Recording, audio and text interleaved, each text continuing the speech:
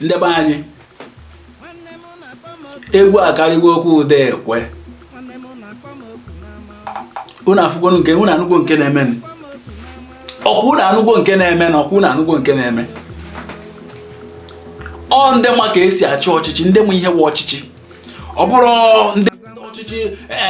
mmụọ ya achịrịrị nna m ya achịrịrị nne m ya achịrịrị nwanne m ya achịrịrị ikwu m ibe m ya achịrịrị unu anụgokwe nke na-emenụ ka ịfụhụnanya ị na-anụkwa ya n'ihe ọkwa ndị wetara anyị ọchịchị o ndị wetara anyị nnwere onwe Prime Minister onye isi mba Britain bụ Boris Johnson ọ gbagwa anụkwaghị m ọ sị na ọ da arụzi makwara ụnụ ụkwara ụdị enwere iwe na-arụ adụrụ m Boris Johnson sị na ọ da arụzi na ọ da arụzi ọnya bụ na a na-achị ọchịchị ndị tinye gị n'ọchịchị sị gị na ọchịchị ga-adụghọzi ya mma adị ịma na ọchịchị ga-adụghọzi mma ịma na ya bụ ihe akarịgwo gị aka na ịma mbụ nwunye ka efe ya eme iji nwayọọ rituo ndị oyibo na-akpọ ya honorably ịghọtago arọpụtakwa onye ọzọ ọ ga-ekwe omume mana nke a ị maghị eme ị chọkwana ịmụta ka esi eme ritukwene ka ndị ma ka esi eme banye isi mba nọọ gị nwa ị ga-anwụ n'elu ya n'ebe a nke ị ga-anwụ na-enyi ya ọgwụnụ ma onye ọhụụ na-enye ebe a onye Boris Johnson onye isi mba Britain Boris Johnson ọ sị na ọ da arụsị ọha nwa wetara anyị nnwere onwe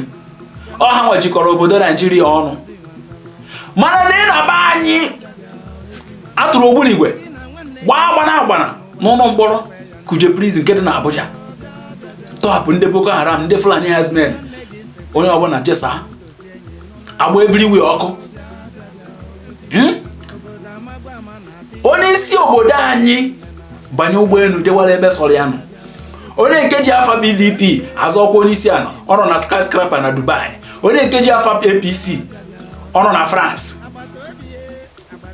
anyị ncha nọ n'obodo ahụ na-anwụ na-eme tigbo ọzọ gbuo 2023 anyị atụnyere ndị a 2020 gịnị nwa anyị atụnyere ndị a anyị enwere ụzọ anyị enwere ọkụ anyị enwere mmiri anyị enwere nchekwa ife niile tinyere ego osikapa ekworo ngụta mpere ya ekworo ngụta agwa ekworo ngụta nnu ejikwa eri nri o tinyekwuru ntụ